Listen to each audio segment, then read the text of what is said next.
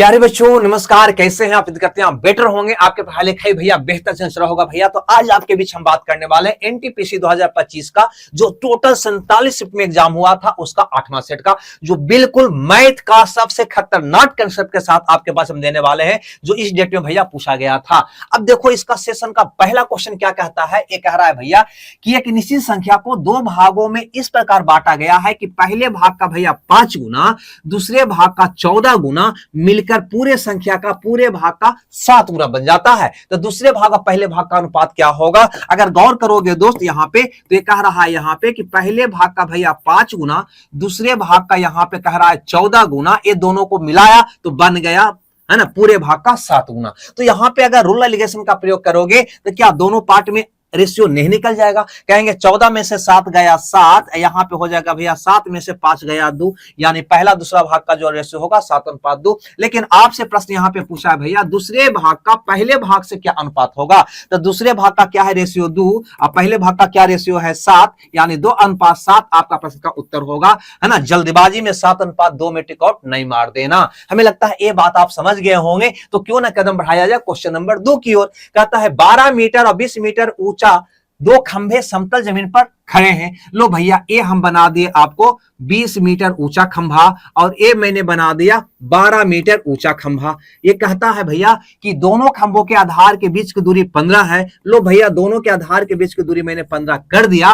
तो कहता है उनके शीर्षों के बीच की दूरी भैया बता दो। इसका शीर्ष ए हो गया, इसका शीर्ष ए हो गया, ये दोनों के बीच की दूरी हमसे पूछ रहा है। एक बात बताओ, यहाँ पे एक बात गौर करके बताओ कि इसके समानांतर अगर यहाँ तुम रेखा खींच दोगे तो ये 15 है तो भैया 15 हो जाएगा क्या? ये 12 है तो ये 12 हो जाएगा क्या? यहां से यहां तक ये 20 है तो भैया ये 8 बचेगा क्या? 20 में से 12 गया 8 बचेगा क्या? ये वाला पूछ रहा है। तो ये समकोण त्रिभुज का ट्रिपलेट आपको नहीं पता है क्या कि 17 15 8 एक ट्रिपलेट होता है, यानी इसी का तो दूरी पूछा था। 17 आपका उत्तर हो गया क्या? अगर भैया है ना एक ट्रिपलेट ना भी याद होता तब भी हम निकाल देते। लंब स्क्वायर प्लस आधार स्क्वायर करके कर्ण बराबर क्या होता है? अंडर रूट लंब स्क्वायर प्लस आधार स्क्वायर। लंब कितना है कहोगे 8, 8 का स्क्वायर हो जाएगा 64 और प्लस आधार कितना है 15, 15 का स्क्वायर हो जाएगा 225, है ना। ये हो जाएगा भैया 289। इसका वर्गमूल निकालोगे कितना आ जाएगा 17। ऐसे भी निकाल सकता है अगर ट्रिपलेट याद ना हो तब। चलिए तो हम देखते हैं अब अगले क्वेश्चन को, यानी क्वेश्चन नंबर 3 को। ये भी मजेदार क्वेश्चन है। कहता है द्विघात समीकरण ए वाला और ए वाला दो को द्विघात समीकरण दिया है। कहता है कि दोनों का मूल उभयनिष्ठ है, यानी कि कॉमन है। अरे भैया जब दोनों के मूल उभयनिष्ठ है यानी कि कॉमन है यानी कि समान है, तो दोनों समीकरण भी तो समान होगा ना। बिल्कुल दोनों समीकरण समान होगा। तो यहां देखो तो एक्स स्क्वायर का गुणांक हमें 8 दिखाई दे रहा है और यहाँ पे एक्स स्क्वायर का गुणांक हमें 4 दिखाई दे रहा है। ऐसा क्यों? इसको भी 8 बना दो ना। तो भैया इसको 8 बनाने के लिए क्या करना होगा? इसमें 2 से गुना करना होगा। अगर 2 से गुना करोगे तो ये हो जाएगा 8 x square plus 2bx plus 6 बराबर 0 होगा कि नहीं? सब में 2 से गुना करोगे तो अब देखो इसका गुणांक एक्स स्क्वायर का 8, इसका भी 8। अब जिसका मान निकालना है यार दोनों को कंपेयर करके निकाल लो ना। हमसे पूछता है बी का मान, तो देखो बी यहाँ पे दिखाई दे रहा है, यानी एक्स का गुणांक। यहाँ पे एक्स का गुणांक कितना है 4। दोनों समीकरण जब एक ही है तो दोनों भी समान होना चाहिए। कहोगे 2b बराबर क्या हो जाएगा दोस्त 4, है ना। 2b बराबर 4 यानी b बराबर क्या हो जाएगा 2। बच लो बी का मान निकल गया। हमें सी का मान निकालना है। सी कहीं दिखाई दे रहा है? इसमें तो नहीं, इसमें सी दिखाई दे रहा है यहाँ पे। तो यहाँ पे ये वाला है, यानी ये दोनों भी इक्वल होना चाहिए, यानी सी का मान क्या हो जाएगा 2, 6 हो जाएगा 2 और 6 आपका उत्तर होगा, जो ऑप्शन कहीं ना कहीं डी में है। गलती से भैया ए वाला मत मार देना, इसमें भी 2 है ना। यहाँ पे पहले बी है फिर सी है, बी का मान 2 है तो 2 वाला क्लियर है। हमें लगता है ये बात भी अब समझ गए होंगे। चलो भैया अगला क्वेश्चन को भी यहाँ पे देख ही लिया जाए। ये कहता है कि इसका भैया हमको अंगनितीय माध्य निकाल दो। माध्य यानी कि सबको जोड़कर उसकी संख्या से भागा दे दो। सबको पता है माध्य किसको कहते हैं? प्रश्नों का योग बटा उसकी संख्या होता है। लेकिन प्रश्न तो लंबा चौड़ा है, सबको जोड़ने में अच्छा खासा मेरा वक्त बर्बाद हो जाएगा। तो क्या करें भैया, है ना। तो ऑप्शन को देखते हैं। सबका इकाई अंक कहीं ना कहीं अलग अलग है, तो कुछ नहीं करो, यहाँ पे इकाई अंक पे काम कर लो। 814 4 4 2 6 6 5 11 यानी कि 1 1 7 8 8 9 17 यानी कि 7 7 7 14 यानी कि 4 4 6 10 और 10 4 14 यानी इकाई अंक जो भी आएगा इसको जोड़ने पर उसका क्या आएगा 4 आएगा। 4 में इसकी संख्या से भागा दोगे 1 2 3 4 5 6 7 8 9 हो गया।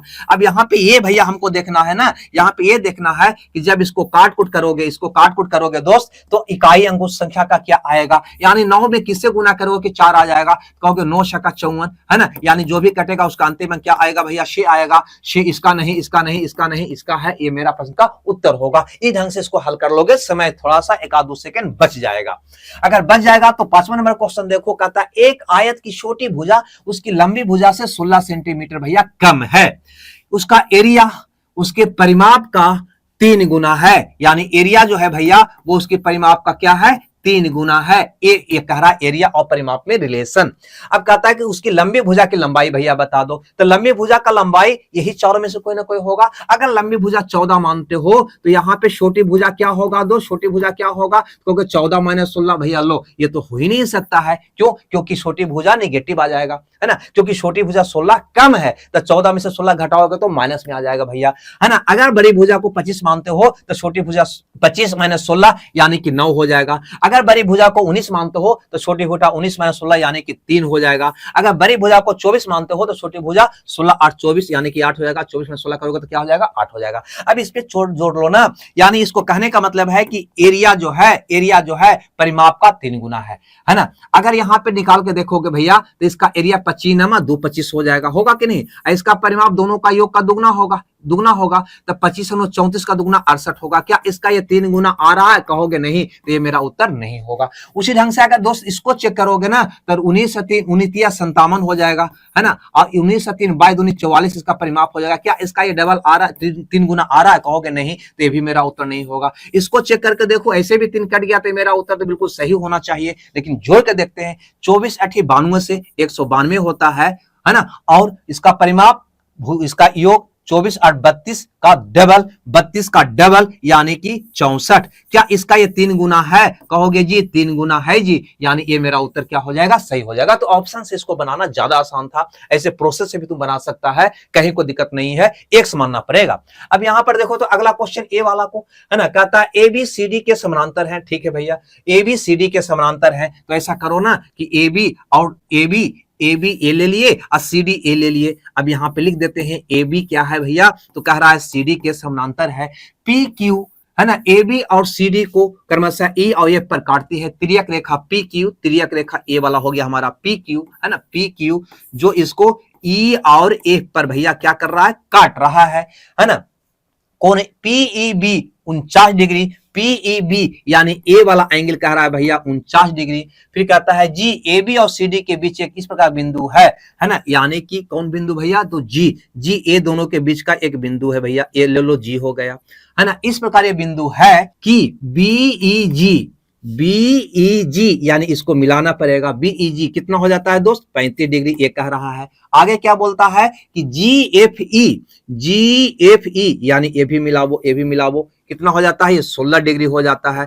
आपसे कहता है कि कौन EGF का मान बताओ। EGF का मतलब ई वाला कौन का माप आपसे पूछ रहा है। क्या ए वाला निकाल लोगे? सबसे पहले बताओ कि जब दो समानांतर रेखा को कोई त्रिरेखा काटता है तो संगत कोण भैया क्या होता है, बराबर होता है। यानी ई वाला कोण ए वाला कोण के बराबर होगा, क्या कहेंगे जी। अगर ये 49 है भैया तो ये भी 49 होना चाहिए, लेकिन यह कोण 2 बाट में बटा हुआ है, तो 49 में से 16 को घटाओगे तो ए वाला कोण निकल जाएगा 3 और 3 33। अब जो देखो है ना, 33 16 49 आ रहा है ना, तो ये कोण बराबर हो गया। लेकिन दोस्त हमको तो यहां से पूछा गया है कि ए वाला कोण हमको बता दो भैया, है ना, EGF बता दो भैया। तो क्या करोगे, तो ई समानांतर ये है, ये कोण, ये संगत कोण का क्या है, समद्विभाजक के बीच बना कोण जो होता है ना दोस्त, ए दोनों कोणों के योग के बराबर होता है। यानी ए वाला कोण 35 है प्लस ए वाला कोण कितना है, 33 है। इसको जोड़ोगे तो आपका उत्तर आ जाएगा। ठीक है भैया, डी ऑप्शन आपका सही हो जाएगा। नहीं समझ में आया, यहाँ पे ध्यान देना, ए बिंदु पर का जो बना हुआ कोण होता है ना, ये दोनों ई वाला और ई वाला के योग के बराबर होता है, ये दोनों कोणों के योग के बराबर ही कोण होता है, ये बात याद रखना। खैर आगे बढ़ते हैं, अगले क्वेश्चन में ए वाला क्वेश्चन को देखते हैं, है ना। ये क्या है भैया, तो कहता है कि 10 लड़कों का औसत वजन 70 kg है। ठीक है भैया, लेकिन बाद में पता चला कि 2 जगहों पर 54 किलो वजन के स्थान पे 44 और 35 kg वजन के स्थान को हमने 40 पढ़ लिया। लो, यानी कि सही में 54 लिखा हुआ था, उसको तुमने 44 पढ़ लिया गलती से। ये तुम गलती कर रहा है भैया, है ना, गलती कर रहा है। 54 किलोग्राम वजन को तुमने क्या पढ़ लिया, 44, और 35 किलोग्राम वजन को 35 किलोग्राम वजन को तुमने पढ़ लिया 40 केजी, है ना। तो 10 लड़का का सही औसत क्या है? तुमने 10 लड़का का औसत तुमने 70 तो निकाला जरूर, लेकिन तुमने गलती क्या किया कि पढ़ना था 54 पढ़ लिया 44, पढ़ना था 35 पढ़ लिया 40, है ना। तो वास्तव में यहां देखो 9 और यहां पे अगर पढ़ा तुमने कितना 89, लेकिन पढ़ना कितना चाहिए था भैया? कहोगे 84, यानी इससे भैया कहोगे, है ना, अंतर निकालोगे तो कहोगे 5 कम पढ़ लिया, 5 कम पढ़ लिया, 5 कम पढ़ लिया। अब सोचो ना, तो औसत भी तो कम निकल गया होगा ना। तो औसत कितना तुम कम निकाल दिया होगा भैया? तो कहोगे औसत जो मैंने निकाला होगा, टोटल 10 लड़का था तो 10 से भागा दे दोगे तो 0.5 कम लिख दिए होंगे, 0 कम लिख दिए होंगे। यानी सही औसत क्या होगा दोस्त? सही औसत आपका क्या रहा होगा? तो तुमने औसत निकाला है 70, तो 70 में इतना और तुमको ऐड करना होगा। क्यों? क्योंकि 0.5 औसत तुमने गलती से कम निकाल दिया है, तो 0.5 को बढ़ा दो, यानी कि 70.5 आपका सही औसत हो जाएगा। सही औसत हो जाएगा, यानी कि डी ऑप्शन आपका क्या हो जाएगा? सही हो जाएगा। हमें लगता है ये बात भी आप समझ गए होंगे। अगर नहीं समझे तो इस क्वेश्चन को देख लिया जाए। ये है क्वेश्चन नंबर 8, कहता है कि अपनी समान गति का 2/3 चाल से चलने पर, ये 2/3 चाल से चलने का मतलब क्या हुआ कि समान गति उसका 3 है और चल रहा है भैया 2 की चाल से। तो अभिजीत को अपने कार्यालय पहुंचने में 28 मिनट देरी हो जाती है। तो घर और कार्यालय के बीच की दूरी तय करने में समानता लगने वाला समय बताओ, यानी कि वास्तविक समय बताओ। एक बार बताओ, अगर यहां समय का रेशियो की बात करें कि दोस्त तो क्या होगा? तो कहोगे सर चाल का उल्टा होगा, क्योंकि दूरी कांस्टेंट है। चाल अगर 2/3 है तो समय भैया 3/2 हो जाएगा। होगा या नहीं होगा? अगर इसको रेशियो निकालोगे तो कह दोगे 3:2 हो जाएगा, है ना। 3:2 हो जाएगा। यहां पे गौर करना, ये समान गति था, निचलाओं का समान गति था, यानी यही उसका सामान्य समय हो गया। सामान्य समय हो गया, यानी कि वास्तविक समय हो गया। यानी वास्तविक चाल से चलेगा तो उसको 2 घंटा का समय लगेगा, लेकिन अभी जिस चाल से चल रहा है तो उसको 3 घंटा का समय लग रहा है। कितना लेट पहुंच रहा है? कहोगे अनुपातिक 1 लेट पहुंच रहा है। लेकिन प्रश्न कहता है कितना लेट पहुंच रहा है? 28 मिनट। तो यही 1 का वैल्यू हो गया दोस्त 28 मिनट। आपसे पूछा है कि घर से कार्यालय वो सामान्य चाल से जाता तो कितना समय लगता? तो सामान्य चाल से जाता तो अनुपातिक 2 लगता। 1 का वैल्यू 28 है तो भैया 2 का वैल्यू 28 दूनी कितना हो जाता भैया? तो 56 मिनट हो जाता। कितना हो जाता? तो 56 मिनट हो जाता है। कोई ऑप्शन में? कहोगे जी सी में है, तो सी में टिक आउट मार दीजिए। आगे देखो 8 के बाद क्वेश्चन नंबर 9 को कहता है एक वर्ग में 14 लड़का का औसत वजन दे रखा है, सिर्फ 4 लड़का का भी औसत वजन दे रखा है। कहता है कक्षा के सभी लड़कों का औसत वजन निकालो। तो सम ऑफ द रेशियो बराबर सम ऑफ द पार्टिकुलर रेशियो से निकाल लो। कैसे? तो देखो यहाँ पे 14 लड़का है, यहाँ पे शेष 4 लड़का बचा, है ना। पहले तो इसको भैया औसत में बदल लो। कहोगे यहाँ पे 7 दूनी 14 अनुपात 2 दूनी 4, यानी 7 2 9 लड़का टोटल है, जिसको में भैया यहाँ पे 7 लड़का आ गया, यहाँ पे 7 लड़का और यहाँ पे कितना आ जाएगा? 2 लड़का, यानी दोनों को जोड़ोगे तो 9 आ जाएगा ना। अभी कहता है कि ये लड़का यानी कि 14 यानी कि 7 लड़का का औसत कितना है? 40.25। तो यहाँ पे भैया 40.25 से गुना कर दोगे। शेष 4 लड़का यानी कि 2 का औसत कितना है? 33.5। तो भैया यहाँ पे 33.5 से गुना कर दोगे। तो कहता है कि सभी लड़कों का औसत क्या है? तो सभी लड़कों का औसत क्या मान लोगे भैया? x मान लोगे। अब x का मान निकालो, आपका उत्तर आ जाएगा। तो कहोगे दोस्त यहाँ पे 9x बराबर हो जाएगा, यहाँ पे आ जाओ, x बराबर हो जाएगा, है ना, 25 सत्ते 75 से 175, ठीक है भैया, और 7 28 इतना हो जाएगा। 2 अंक के बाद भैया दशमलव हो जाएगा। क्लियर है? यहाँ पे क्या होगा? तो 366 167 हो जाएगा, है ना। तो x का मान निकाल लोगे, क्या कहेंगे जी? कहेंगे 7 1 8 हो गया, 814 के 4 बाकी 1 3 हो गया, दशमलव के क्या हो जाएगा? 75, अब बटा में क्या हो जाएगा? 9, है ना। अब यहाँ से भागा दोगे भैया, तो भागा दोगे तो क्या आएगा? देखो तो कहोगे 9 3 27 आ जाएगा, 3 बार में 27 तो उतर गया भैया 7 7 पोता 8 9 8 72 9 8 72, है ना। यानी ए वाला उत्तर होगा, ए वाला आपका नहीं होगा। आगे कैलकुलेशन करने की हमें कोई आवश्यकता नहीं है। हमें लगता है ये बात भी आपको समझ में आ गया होगा, है ना। कभी कैलकुलेशन थोड़ा बहुत मिस्टेक हो जाए तो सुधार लिया करना। कहता है 5,000 रुपया का राशि, क्वेश्चन नंबर 10 कहता है 5,000 रुपया का राशि मोहन को और वरुण 9,000 रुपया का राशि प्रति वर्ष समान साधारण ब्याज की दर पर निवेश करता है। यानी दोनों बंदा मोहन और वरुण दोनों बैंक में गया, मोहन 5,000 रुपया जमा किया और वरुण 9,000 रुपया जमा किया। 3 साल के बाद, है ना, वरुण को मोहन से 480 रुपया अधिक ब्याज मिला। लो भैया, दोनों एक ही दिन गया, एक ही दिन बैंक में पैसा जमा किया और 3 साल के बाद, है ना, वरुण को 480 रुपया ज्यादा ब्याज क्यों मिला? अरे भैया, क्योंकि वो पैसा ज्यादा लगाया था। कितना कहोगे? 4000 रुपया, 5000 ये और 9000 वो, यानी 4000 रुपया वो ज्यादा लगाया था। 4000 ज्यादा लगाया था, इसीलिए भैया उसको 480 रुपया ब्याज ज्यादा मिला, है ना। तो स्वाभाविक है 4000 का ब्याज हुआ ना 480 रुपया, यही 4000 का ब्याज 480 रुपया हुआ जो वरुण को ज्यादा मिला। अब ये किस साल में हुआ? कहोगे 3 वर्ष में हुआ। हमसे क्या पूछता है? दर पूछता है। दर के बारे में बार बार आपसे मैं कहता हूं कि दर होता है 100 रुपये का 1 वर्ष का ब्याज, ठीक है। तो पहले ये 100 रुपया में कन्वर्ट करो इसको, तो इसके लिए सुना से सुना काटो, है ना, ये 4 बार में काटो, कितना हो जाएगा? 200 हो जाएगा। ये कितना होगा? 4 बार में काटेगा तो 12।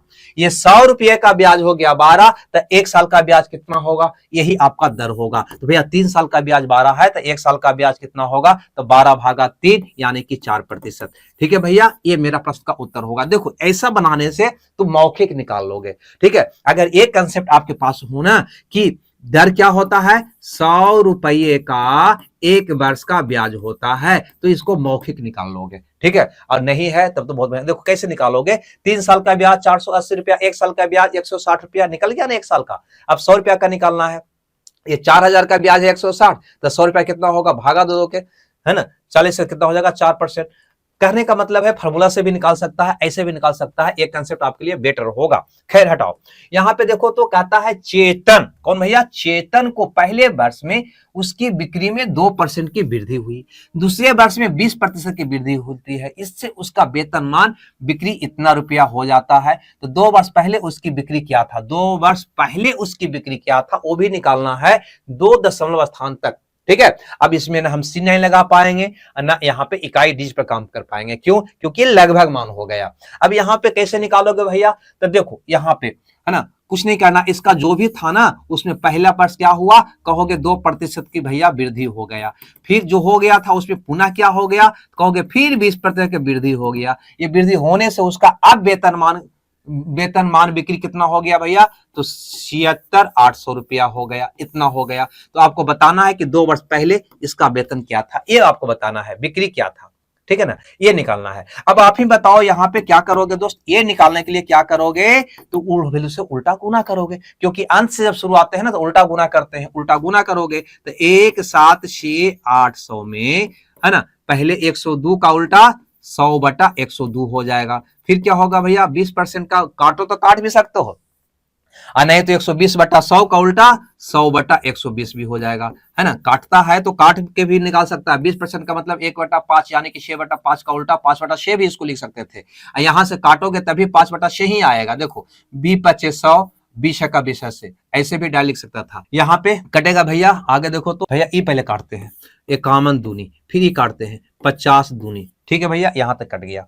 अब यहाँ देखो तो कटेगा, ये 3 सुना तो अंत में आ जाएगा भैया, 1 2 3 सुना तो आ जाएगा। उसके बाद, है ना, 25 से गुना करोगे तो 25 200, बाकी रह गया 20। आगे बढ़ते हैं, 25 का 150 जोड़ोगे तो हो जाएगा भैया 170 का 0, बाकी रह गया 17, ठीक है भैया 17।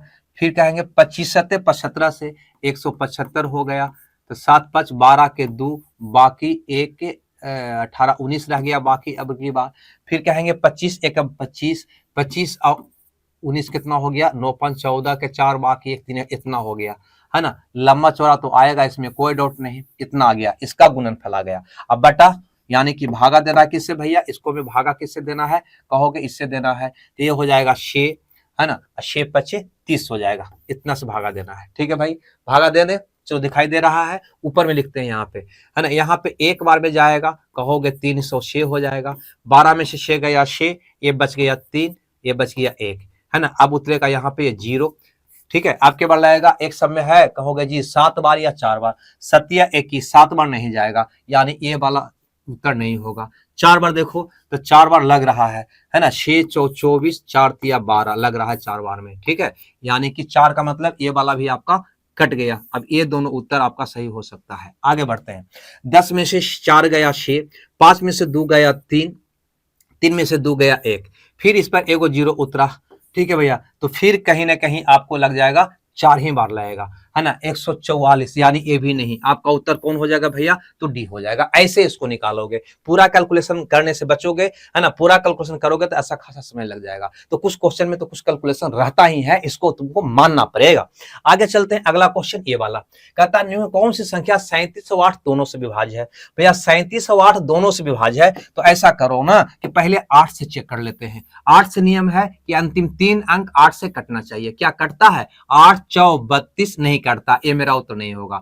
यहाँ पे देखो तो 8 से कटता है, 8 दूनी 16, है ना, 8 सका 48 कट रहा है, ठीक है। ये वाला देखो 8 से कटता है, 8 सत्ते 56 या 8 8 64 64 64 64 62 नहीं कटेगा, ये भी नहीं उत्तर होगा।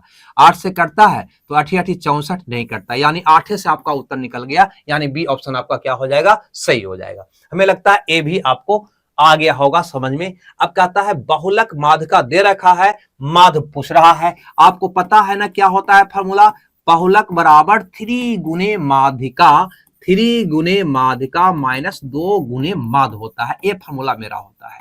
यहाँ पे बहुलक दे रखा है दोस्त कितना, तो 14.2, तो 14.2 लिख दो, बराबर 3 गुने माध्यिका कितना दे रखा है 60, अब माइनस होता है 2 गुने का माध्य होता है ना। अब इसको हल कर दोगे आपका उत्तर आ जाएगा। हल करने से पहले एक काम यहाँ पे चाहो तो और कर लो, है ना, ये 2 से भैया या इसको इधर ले आओ, या 2 से सबको काट भी सकता था, यानी कि सब में 2 से भागा दे सकता था। 2 से भागा दोगे तो 7 दूनी 14 71 हो जाएगा, है ना। यहाँ पे 2 से भागा दोगे भैया तो ये हो जाएगा 30 30 30 30 30 या 90, है ना। 2 से भागा दोगे तो 3 गुना 30 हो जाएगा, ऐसे कर सकते हो। अब माइनस क्या हो जाएगा, यहाँ पे 2 से भागा दोगे तो माध्य हो जाएगा। हमने क्या किया, कैलकुलेशन को थोड़ा सा आसान बनाने के लिए ये काम कर लिया। अब देखो, अब हमारा माध्य निकल जाएगा कितना, तो कहोगे माध्य बराबर हो जाएगा 90 माइनस 7.1, 10 में से 1 गया 9, है ना, ये दोनों तो आपका कट गया, ठीक है ना। 10 में से 1 गया 9, 9 में से 7 गया 2, ये बच गया कितना भैया 8, 82.9, यानी कि सी ऑप्शन आपका क्या होगा, सही होगा। इस ढंग से आप बना लोगे कैलकुलेशन, थोड़ा सा जहां कटता है वहां पे काट दो, बस हटाओ, आगे बढ़े। चलो आगे देखो, कहता है किसी निश्चित राशि पर 2 वर्ष के लिए 19% प्रति वर्ष की दर से साधारण ब्याज और चक्रवृद्धि ब्याज वार्षिक रूप से संयोजित के बीच अंतर आता है 590 रुपया, यानी ठेठ हिंदी में यह कह रहा है कि CI या SI का अंतर इतना है, बस। वो भी के वर्ष के लिए भैया, तो 2 वर्ष में, क्या भैया 2 वर्ष में, ठीक है। तो निकटतम पूर्णांक यानी कि आसन्नतः मान है, तो C9 या इकाई अंक पर हल नहीं करोगे, क्योंकि यहां पे लिख रखा है निकटतम पूर्णांक, यानी एक्यूरेट वैल्यू नहीं है। जब भी C9 या इकाई अंक का कंसेप्ट लगाओगे तो वो पूरा मान पर निकलता है, पूरा सटीक मान रहता है, उस पे आसन्नता मान पे नहीं निकलता।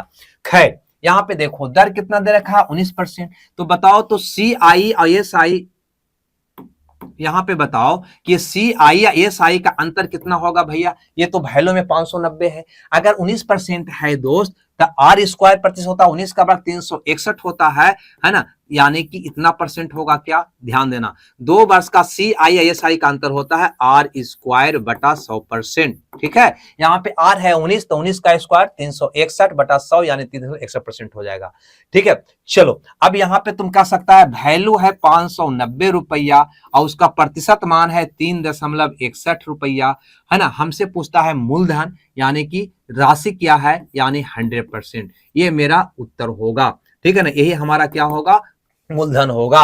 अब इसको हल करोगे दोस्त तो यहाँ पे 100 से गुना करोगे, आपका दशमलव हट जाएगा, भागा ही देना पड़ेगा, तो भागा दे दो, 590 पर 1 2 3 4 0, भागा देंगे कितना से भैया, तो कहेंगे 361 से, के बार जाएगा तो कहोगे 1 बार जाएगा। चलो एक बार हम ले लिए 361, 10 में से 1 गया 9, 8 में से 6 गया 2, और भैया 5 में से 3 गया 2, इस पर उतरा ए वाला 0, ये 0 उतरा तो फिर लगेगा के बार, तो यहाँ पे दिखाई दे रहा है 6 बार, तो 6 बार लगा दोगे, थोड़ा सा ऊपर करना पड़ेगा दोस्त, यहाँ पे है ना, थोड़ा सा ऊपर करना पड़ेगा, तब तो भागा दे पाएंगे, तो 6 हो जाएगा, 6 का 36 के 100 बाकी 3 शेतिया 18 और 3 ये हो जाएगा 21, 10 में से 6 गया 4, ये बच गया 8 में से 6 गया 2, ये बच गया 1, फिर एगो 0 उतरेगा, अब के बार लगेगा भैया, तो सब में 3 है तो 3 बार लगेगा, ठीक है, 3 बार तो हो जाएगा, ओह 3 बार यहाँ लिखना चाहिए था, तो हो जाएगा 3 36 या टोटल से 108 हो जाएगा, है ना। 10 में से 3 गया 7,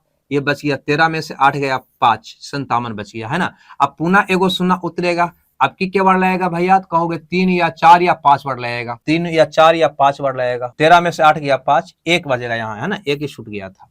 अब देखो अगर 3 बार लगाओगे तो ये वाला आएगा, 4 बार तो 4 तिया 12, 4 तिया 12, 5 बार तो 5 तिया 15, 5 बार तो नहीं जाएगा, यानी 4 बार लगने का उम्मीद है। ये हो गया 4, 624 के 4 बाकी 2, 4 तिया 12, 2 14, क्या बार लगेगा भैया, 4 बार। 16 34 की बात करोगे, 16 34 इसमें नहीं है, 16 34 इसमें नहीं है, 16 34 नहीं भैया, आपका उत्तर कौन हो गया, सी। आगे का कैलकुलेशन मत करना, यहीं पे आप उत्तर निकाल लेना। हमें लगता है ये बात आप समझ गए होंगे। हटाओ आगे चलते हैं। कैलकुलेशन भैया जहां करना है वहां पे हम कुछ नहीं कर सकते हैं, है ना, करना ही पड़ेगा। कहता है मान लीजिए ए बी और सी डी दो समानांतर रेखा है, मान का लिए यहाँ पे हम बना डालते हैं ए बी और सी डी। लो भैया ये हमारा ए बी हो गया और ये हमारा सी डी। कहता है दोनों समानांतर रेखा है, पी क्यू एक तिर्यक रेखा। लो एक पी क्यू तिर्यक रेखा, पी क्यू एक तिर्यक रेखा है, इस प्रकार है कि पी क्यू ए बी को आर पर, ए बी को भैया आर पर, ठीक है, और सी डी को एस पर, सी डी को भैया एस पर काटती है, एस पर काटती है। यदि ए आर पी यानी ये वाला एंगल, ये वाला एंगल, तो ऐसा करो ना, यहाँ पे आर को नेन कर देते हैं, थोड़ा सा ध्यान से समझना। इसको आर पर काट रहा है भैया, इसको काट रहा है एस पर, ठीक है। अब यहाँ पे कहता है, लिखने में दिक्कत हो रहा था, यहाँ पे कहता है कि ए आर पी 2x है, कितना भैया, ये 2x है। ए आर क्यू बाई है, ए आर क्यू ई वाला बाई है, ई वाला बाई है। फिर कहता है डी एस पी 4x है, डी एस पी ई वाला 4x है, ठीक है।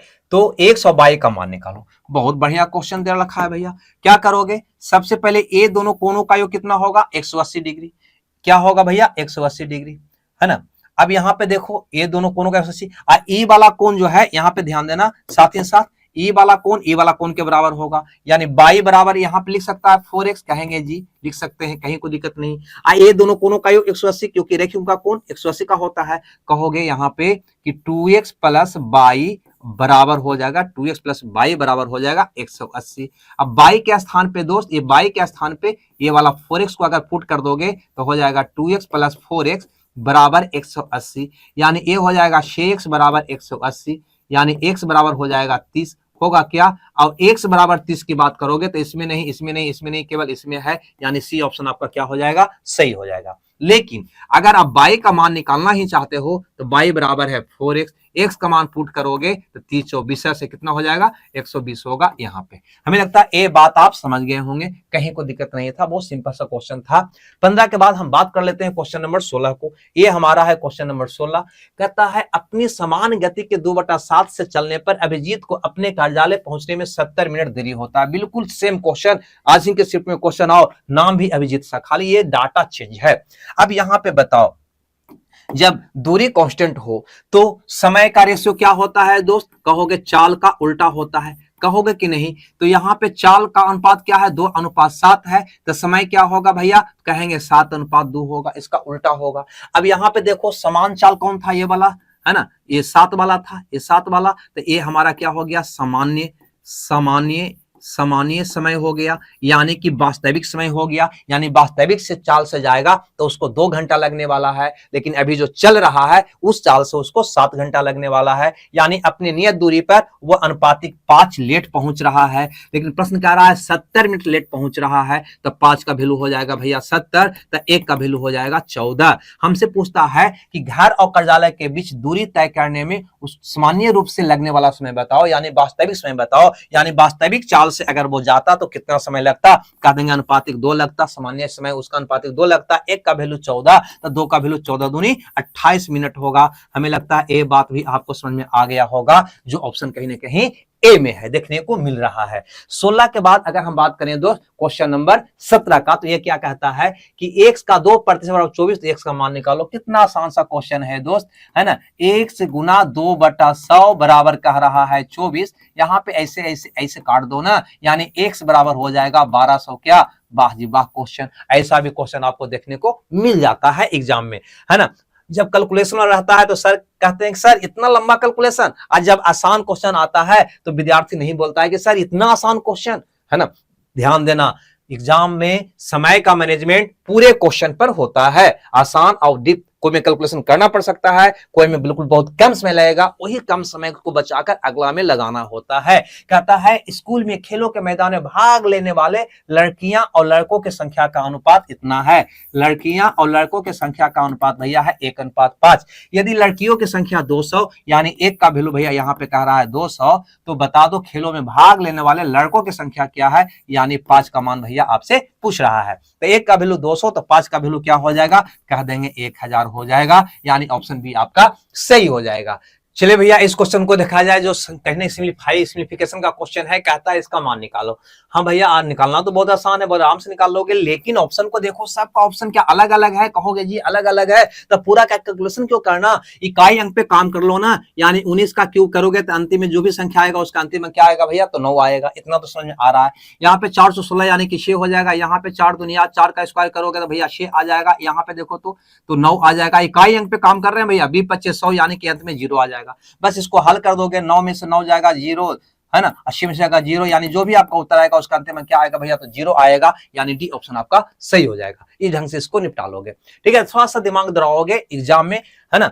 आपसे सिर्फ वो दिमाग को जांच करता है दोस्त। कहता है एक डीलर अपने माल को लागत मूल्य से 65% चिन्हित करता है, यानी बढ़ाकर लिखता है, चिन्हित मूल्य पर 8% का डिस्काउंट देता है, तो उसका लाभ प्रतिशत भैया बता दो, है ना, लाभ प्रतिशत बता दो, ये निकालना है। देखो यहाँ पे क्या कह रहा है कि क्रय मूल्य में पहले इतना बढ़ाकर लिख दिया, फिर इतना डिस्काउंट देकर बेच दिया, तो वास्तव में जो फासला हुआ ना, जो परिवर्तन हुआ ना, वही मेरा क्या हो गया, लाभ हो गया। तो यहाँ पे क्या लगा दोगे दोस्त, कहोगे ए बी फॉर्मूला लगा देंगे, है ना। मेरा उत्तर आ जाएगा कितना है, 65, ऊपर यानी बढ़ा के लिखा है तो प्लस का हो जाएगा 65, है ना। इतना का डिस्काउंट दिया तो -8, प्लस माइनस माइनस 65 गुना 8/100, यानी 8×5=40 के शून्य बाकी 4, 8 का 48 और 4 52, है ना। इतना हो जाएगा, बटा 100 करेंगे, 2 अंक का दशमलव हो जाएगा। बस यही आपका उत्तर हो जाएगा। हल करोगे यहाँ पे तो कहोगे दोस्त 8×5 = 13, पहले इसको में से घटाओगे तो आपका आ जाएगा 52, है ना। देखो ना यहाँ 65 में से पहले 13 को घटाओगे, कितना आ जाएगा भैया 52, 52 में से भी 20 पैसा घटाओगे तो आपका आ जाएगा 51 रुपया 80 पैसा, है ना। इतना हो जाएगा लाभ, यानी कि आपका ऑप्शन कौन हो जाएगा, बी। फिर से समझो मैंने क्या किया, पहले 8×5 = 13, 65 में से 13 घटाया, कितना आ गया 52, 52 में से फिर 20 पैसा घटा दिए, कितना आ गया 51 रुपया 80 पैसा। ऐसे बनाओगे कैलकुलेशन थोड़ा सा इजी हो जाएगा। हमें लगता है आगे देखना चाहिए क्वेश्चन को। ये वाला देखो कितना आसान सा क्वेश्चन यहाँ पे दे रखा है ना। लेकिन बटा में 7 सबका है। यहाँ पे क्या करोगे तो कुछ नहीं करोगे, एलसीएम आंख मूंद के 7 ले लोगे, है ना। यहाँ पे 7 हो जाएगा, ठीक है भैया। यहाँ पे क्या हो जाएगा 7, देखते हैं कोशिश करके पहले इकाई अंक पर, है ना। यहाँ पे क्या हो जाएगा भैया 2 हो जाएगा, यहाँ पे क्या हो जाएगा भैया 0 हो जाएगा, माइनस यहाँ पे क्या हो जाएगा 7 हो जाएगा। ये तो 0 हो गया, 2 वाला ऑप्शन में 2 को दे दिया है ना। फंस गए हम, नहीं तो मेरा उत्तर ये तो कट गया था। ठीक है, अतः थोड़ा सा कैलकुलेशन हमको करना पड़ेगा, कर लेते हैं फिर से एक बार क्या जाता है कैलकुलेशन करने में। ठीक है, यहाँ पर देखो क्या करेंगे दोस्त, यहाँ पे एलसीएम हो गया 7, 7 7 7 49, इतना हो गया, प्लस का हो गया 62, यहाँ पे हो गया 210 दोस्त, यहाँ पे माइनस करोगे कितना होगा 7 7 21, ये हो जाएगा, है ना। हम 2 अंक निकाल लेंगे तो लगता है काम मेरा चल जाएगा। नीचे तो आपका साथ ही रहने वाला है ना। यहाँ देखो 7 2 9 9, 9 में से 7 गया, कितना आ गया भैया 2, ठीक है ना, कितना आ गया 2। आगे बढ़ते हैं, 9 और 6 15, 15 1 16, 16 में से 1 गया भैया, यहाँ पे आ जाएगा 5, यानी ये आपका उत्तर होगा, है ना। 52/7 किसी में है, कहेंगे जी इसमें है, यानी कि सी ऑप्शन मेरा क्या हो जाएगा सही। पूरा का कैलकुलेशन मत करो, है ना। 1 सेकंड भी एग्जाम में बच जाता है ना तो बहुत हमारा लिए, है ना, फायदेमंद होता है, क्योंकि उस क्वेश्चन समय को अगले क्वेश्चन में लगा सकते हैं। कहता है एक आयताकार पार्क की लंबाई चौड़ाई से 27 मीटर अधिक है, उसका एरिया इतना है, तो उसका चौड़ाई भैया बता दो, है ना। तो चौड़ाई कहीं ना कहीं तो यही होगा ना, बिल्कुल चौड़ाई तो यही होगा, चारों में से कोई ना कोई। यानी कि यहाँ पे कहता है कि आयताकार पार्क की लंबाई उसकी चौड़ाई से 27 मीटर अधिक है ना। यानी कि लंबाई भैया क्या होगा, तो 27 ज्यादा, यानी कि लंबाई क्या होगा इसका, तो 7 3 10 के शून्य बाकी 1 2 2 4 1 5, ये होगा क्या, कहेंगे जी। इतना समझ में आ रहा है।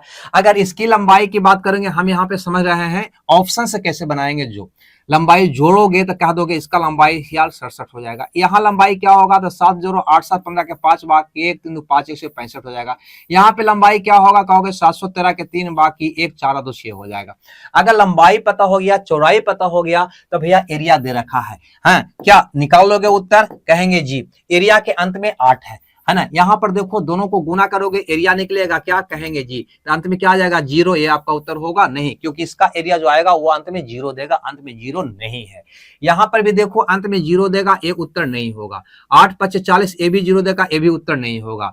7 18, ए वाला उत्तर होगा, क्योंकि अंत में 8 देगा, है ना। एरिया अंत में क्या है 8 है। ऐसे इसको निकाल लोगे, कहीं कोई दिक्कत नहीं है। ये पूरा हम निकाल के आपको समझाए हैं, है ना। आप अपने ढंग से बनाना, बहुत कम समय लगने वाला है इसमें। 22 के बाद हम देख लेते हैं यहाँ पे क्वेश्चन नंबर 23 को। कहता है x + y 14, x y का गुणनफल 45 है। तो कहता है हमसे x y का गुणनफल 45 है, तो x की पावर 4 और y के पावर 4 का मान भैया हमको बता दो। एक चीज देखो, तो यहाँ पे x y का गुणनफल 45 है, हाँ भैया 45 तो है, और योग 14 है। तो क्या 9 5 45 दोस्त हम कर दें, 9 5 45 कर दें, तो जोड़ेंगे तो क्या 14 आ रहा है, गुना करते हैं तो क्या 45 आ रहा है, कहेंगे जी। क्लियर है, कहेंगे जी। यानी कि अगर दोस्त हम x का मान ये माने तो y का मान हमारा क्या हो जाएगा 5 हो जाएगा। x y निकल गया तो क्या वो निकाल लोगे, कहेंगे जी। 9 के पावर 4 प्लस हो जाएगा 5 के पावर 4। अब कहोगे सर 9 को 4 बार गुना करना थोड़ा कठिन लग रहा है, तो यहाँ इकाई अंक देखो सबका अलग अलग है, तो इकाई अंक पे काट लो, ठीक है। अब 9 के पावर 4 करोगे तो क्या होगा भैया, तो 1 हो जाएगा। ये आप जानता होगा, कितना होगा 1 होगा। कैसे, तो पहले डीप में समझा दूं, उसके बाद शॉर्ट में समझा देते हैं। 9 81 क्या होता है 1, 9 9 81 क्या होता है 1, क्या होगा 1 होगा। अब यहाँ पे ध्यान दो, 9 का पावर अगर सम संख्या है तो उसका इकाई अंक हमेशा 1 होता है, और पावर विषम है तो इकाई अंक खुद 9 रह जाता है, ये जानते हो। और अगर 5 की इकाई अंक की बात करें तो 5 के ऊपर ईटा खपरा तोता मैना कुछ भी पावर डाल देते हो तो इकाई अंक 5 ही रह जाता है, ठीक है भैया। यानी अगर ये दोनों को जोड़ोगे तो जो भी संख्या आएगा उसके अंत में 6 आ जाएगा, अंत में 6 आ जाएगा। इसका अंत में 6 नहीं, इसका नहीं, इसका नहीं, आपका उत्तर कौन हो जाएगा, डी हो जाएगा। इसको ऐसे निपटा लेता तो हमें लगता है ना, बच सकता था। ऐसे फार्मूला पर भी इसको बना सकता था, फार्मूला आप जानते होंगे, अतः उसको हम छोड़ देते हैं। आगे देखते हैं यहाँ पे क्वेश्चन नंबर 24 को। कहता है रोहित अपनी वस्तु का मूल्य क्रय मूल्य से 60% अधिक अंकित कर दिया। चलो भैया, यदि वह वस्तु को 85% डिस्काउंट देकर बेच दिया, बेचने के बाद इतना रुपया में बेचता है, यानी कि विक्रय मूल्य दे दिया, तो कहता है क्रय मूल्य भैया बता दो। अब यहाँ पे क्रय मूल्य बता दो। देखो यहाँ पे समझना थोड़ा सा, ये इसका क्रय मूल्य है। क्रय मूल्य पहले क्या किया, वो मूल्य को बढ़ा दिया 60%, और यहाँ पे लिख दिया जिसको तुम कहते हो अंकित मूल्य। ये अंकित मूल्य पर फिर क्या किया, वो 85% का डिस्काउंट दे दिया और देकर वो बेच दिया, कितना में, कहता है 18,510 रुपया में। इतना में क्या किया, वो बेच दिया। आपसे पूछता है क्रय मूल्य क्या है, तो क्या करोगे, होल वैल्यू से उल्टा गुणा करोगे, क्रय मूल्य निकल जाएगा, क्या कहेंगे जी। चलो क्रय मूल्य यहाँ पे निकाल देते हैं। अगर यहाँ पे क्रय मूल्य निकालोगे तो क्या होगा, कहोगे 18,510 गुना, है ना, यहाँ पे 160% का उल्टा, यानी कि 100/160 हो जाएगा। यहाँ पे क्या होगा, यहाँ पे क्या होगा, तो कहोगे 100 - 85, यानी 15/100 का उल्टा 100/15 हो जाएगा। क्लियर है दोस्त, यहां तक कोई दिक्कत किन्हीं को, हमें लगता है दिक्कत नहीं होना चाहिए, है ना, ये आप जानते होंगे, है ना। यहाँ पे 20% यानी कि 3/5 करके भी हम निकालते हैं। अगर बहुत सब विद्यार्थी निकालते हैं तो वैसे निकालना, वो उसमें काटने कुटने का झंझट थोड़ा सा कम जाता है। आगे देखो, हम यहाँ पे सारे विद्यार्थियों को लेकर चलते हैं, इसको इसी ढंग से हम बता दे रहे हैं। अब यहाँ पर देखो, इस सुना से भैया पहले तो इस सुना को निपटा लो, है ना। अब आगे देखो तो 3 5 15, अब 20 5 100 भी निपट रहा है तो निपटा लो। आगे देखो यहाँ पे कहोगे 9 5 14 15, 3 से ये निपट रहा है तो 3 से निपटा दो। 7 18, है ना, 7 21, ये 3 से निपट गया। अब यहाँ पे लगता है ये भी निकट रहा है, 4 4 16 25 4 100, ठीक है भैया। ये 4 से ये भी निपट गया, है ना, 5 4 20, ये मेरा उत्तर आ गया। यानी कि इकाई अंक पे काम करोगे दोस्त तो कहोगे 7 5 35, 5 5 25, अंत में 5 आएगा, ये उत्तर हो जाएगा आपका। ये तीनों क्या होगा, कट जाएगा। क्या किया मैंने, सिर्फ इकाई अंक मैंने देखा, इकाई अंक से करोगे तो 7 5 35 5 आ जाएगा, और 5 5 क्या आ जाएगा 25, जो सिर्फ इसके अंत में है। बस मेरा गुना भाग करने से हम बच गए। आगे देखते हैं 24 के बाद क्वेश्चन नंबर 25 को, है ना, ए वाला देखते हैं। कहता है पाइप एक टंकी को 7 मिनट में भर सकता है ना। एक पाइप है दोस्त जो इसको दोस्त 7 मिनट में कहता है भर सकता है। दूसरा पाइप भरी हुई टंकी को 56 मिनट में खाली कर सकता है। 56 मिनट में क्या कर सकता है, खाली कर सकता है। इसे माने से दिखा दिए हैं। यदि दोनों पाइप को खाली टंकी पर एक साथ चलाया जाए तो टंकी का 3/4 भाग भरने में कितना समय लगेगा, वो तो बात का चीज है। पहले कुल काम निकालोगे, कितना हो जाएगा भैया, तो 56 हो जाएगा। अब इफिशिएंसी निकालोगे, क्या होगा, 8 होगा, है ना, ये हो जाएगा -1। हमसे कहता है इसका 3/4 भरना है। इसका कितना भैया, तीन चौथाई भरना है तो तीन चौथाई कितना होगा, तो कहोगे 14 चौ 56 14 या 42 इतना भरना है। दोनों को खोलोगे तो 1 मिनट में 7 को भरेगा, क्योंकि 8 को भरता है वो खाली करता है, नतीजा 7 को भरेगा।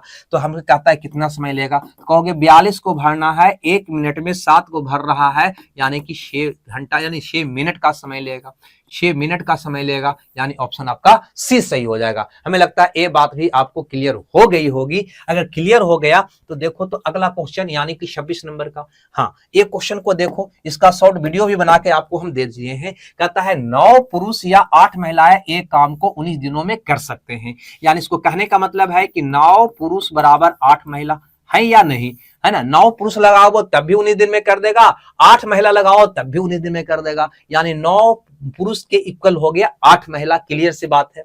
आगे की कहानी कहता है कि 9 पुरुष 9 दिनों तक काम करते हैं और चल बसते हैं, तो शेष काम को 8 दिनों में पूरा करने के लिए आवश्यक महिला की संख्या क्या होगा। एक काम सोचो, महिला पूछ रहा है ना, तो महिला पे सोच लो, तुम महिला पे सोच लो, है ना। यहाँ पे क्या है भैया, ये 9 पुरुष है, ये क्या है 9 पुरुष है, यहाँ पे पुरुष लिखा हुआ है। 9 पुरुष 9 दिन तक काम किया, तो 9 पुरुष बराबर तो होता है 8 महिला, तो ये 9 पुरुष को काट के इसको 8 महिला बना दे, क्या कहेंगे जी, इसका कर लेते थोड़ा सा समझाने के लिए, है ना। इसको 8 महिला बना ले, क्या कहेंगे जी 8 महिला। अब महिला पर सोचो, तो पुरुष को छोड़ दो, महिला पर सोचो। कहता है 8 महिला किसी काम को 19 दिनों में कर सकता है। 8 महिला 9 दिन तक काम किया और चला गया, तो शेष काम जो बचा उसको 8 महिला कितना दिनों में कर देगा। नहीं, शेष काम जो बचा उसको 8 दिन में करने के लिए कितना महिला की आवश्यकता पड़ेगा, ये क्वेश्चन है। सोचो, 8 महिला 9 दिन तक काम किया, और जबकि 8 महिला पूरे काम को 19 दिन में समाप्त कर सकता था। 19 दिन का काम था, ऐसा कह सकते हैं कि 8 महिला का 19 दिन का काम था, ये 8 महिला केवल 9 दिन तक काम किया, यानी कि 10 दिन का काम बच रहा है, शेष काम 10 दिन का बच रहा है, यानी कि 8 महिला अगर किया होता तो शेष काम को 10 दिन में निपटा दिया होता। तो बताओ कि कितना महिला लगाएं कि शेष काम हमको 8 दिन में पूरा हो जाए। कितने दिन में पूरा हो जाए, 8 दिन में पूरा हो जाए, यही तो मेरा क्वेश्चन है। यानी M1 इंटू D1 बराबर M2 इंटू D2 वाला क्वेश्चन था, बस और क्या। अब इसको हल करोगे दोस्त तो निकल जाएगा, है ना। कितना महिला चाहिए, कहोगे 10 महिला चाहिए, यानी कि सी इस प्रश्न का उत्तर हो जाएगा। अगर समझ में आया तो एक बार भैया दिल से स्वागत कर दो, ताली बजा दो, या कमेंट्स में दिल दिल दिल लिख दो। आगे देखो अगला क्वेश्चन, ये वाला क्वेश्चन 27 क्या कहता है। कहता है रोहित एक वस्तु को 44 रुपए में खरीदा और 36 रुपया में बेच दिया। ठीक है भैया, यानी कि इसका क्रयमूल्य जो हुआ ना, कितना हो गया दोस्त, कहोगे 8,000 रुपया हो गया। ऐसा जोड़ देंगे दोनों को, क्रयमूल्य निकल गया। फिर कहता है कि उसने कुल लागत मूल्य से 25% मूल्य बढ़ाकर लिख दिया, यानी इस पर भैया वो 25% बढ़ाकर इसका अंकित मूल्य कर दिया, यानी कि ये क्या हो गया भैया, इसका अंकित मूल्य हो गया। उसके बाद उसने उस पर 19% का 2 क्रमिक बट्टा दे दिया, यानी पहले 19% का पहला बट्टा और फिर भैया दूसरा बट्टा दे दिया। उसके बाद इसको जितना में बेचा वही आपसे मूल्य पूछ रहा है कि बताओ कि वस्तु को किस मूल्य पर वो बेचा, ये निकालना है। ये निकालना है तो कितना आसान सा क्वेश्चन है, सेकंड में आप निकाल लोगे। यहाँ पे विक्रय मूल्य निकालना होता तो हमें सिर्फ ये दिखाई दे रहा है कहीं ना कहीं 81% यानी कि 9 यानी कि 0 से गुना करने पर उत्तर आने वाला है, यानी कि पूरा विक्रय मूल्य इसका 0 आने वाला है। सिंगल जिसका 0 आएगा वो मेरा उत्तर हो जाएगा। पहला तरीका कैसे, तो देखो यहां पे समझ में आएगा आपको। ये निकालने के लिए क्या करोगे भैया, कहोगे 8,000 में पहले 25% बढ़ाया, यानी कि 125 कर दिया, 125/100 हो जाएगा, गुना 19% का डिस्काउंट का मतलब 81% पर बेचा, यानी 81/100 और गुना का हो जाएगा 81/100। पहले यहाँ पे दिमाग लगाओगे तो हल्का सा कंसेप्ट आपको काम कर रहा होगा दोस्त। यहाँ पे ध्यान देना कि 8 है 1 9, है ना, सिंगल डिजिट निकालते हैं यानी कि C9 से, तो 8 9 मतलब 0, 0 से गुना करोगे तो सबको 0 बना देगा, यानी विक्रय मूल्य जो भी आया होगा उसका सिंगल डिजिट मान 0 आना चाहिए। पहला कंसेप्ट, ठीक है। यहां पर देखो 6 5 11 मतलब 2, है ना, ये आ जाएगा 6, आपका उत्तर नहीं होगा। इसका सिंगल डिजिट निकालो, 6 5 11 2, 8 8 3 11 यानी कि 2, ये भी आपका उत्तर होने से गया।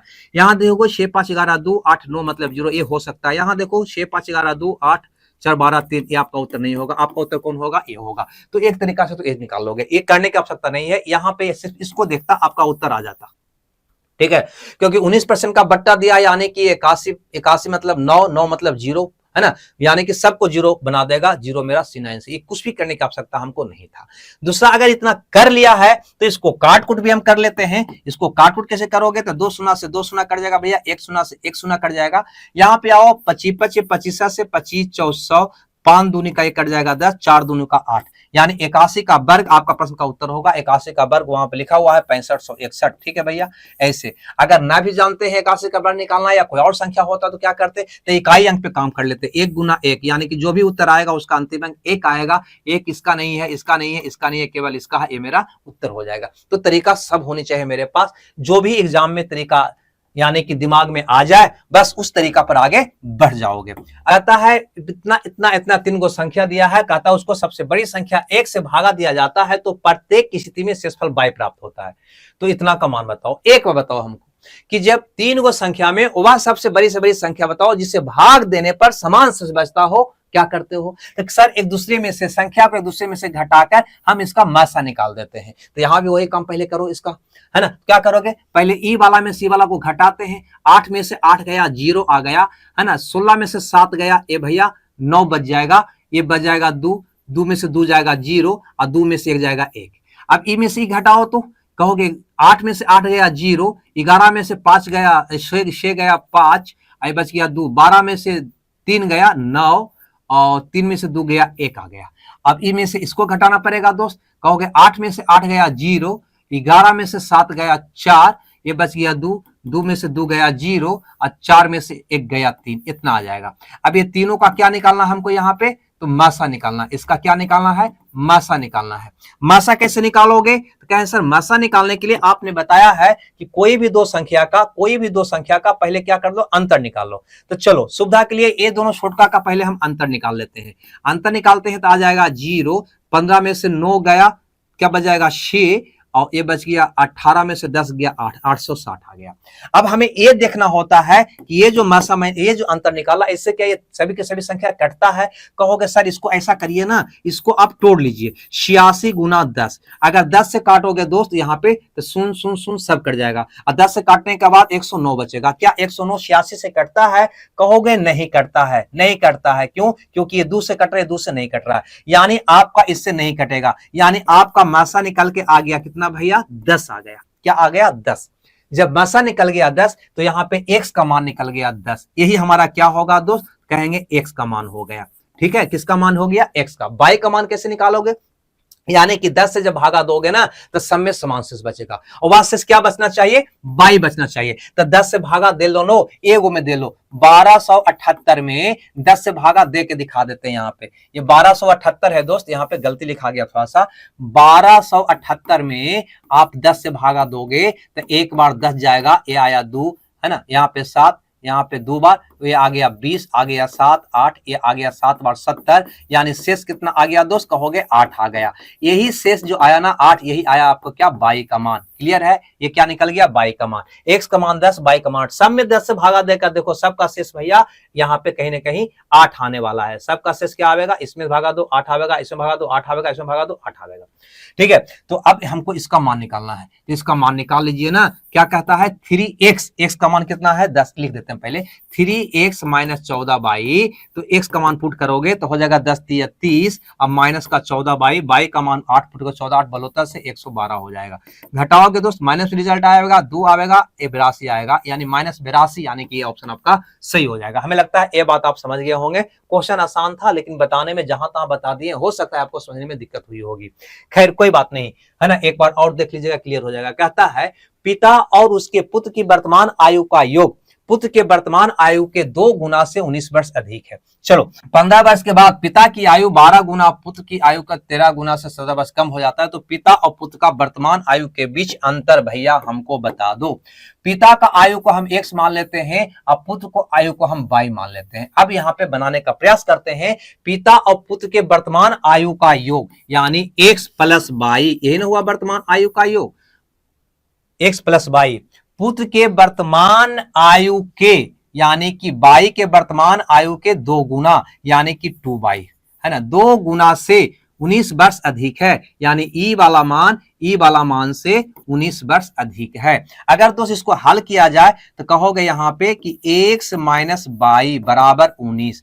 हमसे यही तो पूछ रहा था कि पिता और पुत्र के वर्तमान आयु का अंतर, तो पिता और पुत्र के वर्तमान आयु का अंतर 19 निकल गया। हमें और कुछ करने की आवश्यकता नहीं है। सी मेरा प्रश्न का उत्तर हो गया, है ना। अब बढ़ते हैं 29 के बाद क्वेश्चन नंबर 30, जो इस प्रश्न का सबसे लास्ट है ना क्वेश्चन है। मध्या अनुपात पूछा है। सबको पता है मध्या अनुपात क्या होता है।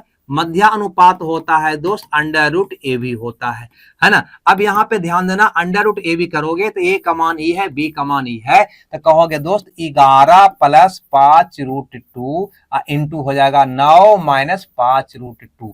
अब यहाँ पे इसको और हल करोगे दोस्त तो क्या होगा, गौर करना, 11 से पहले दोनों में गुना करना होगा। यहाँ पे ध्यान दो, कहोगे 11 99 माइनस 11 पचे 55 रूट 2।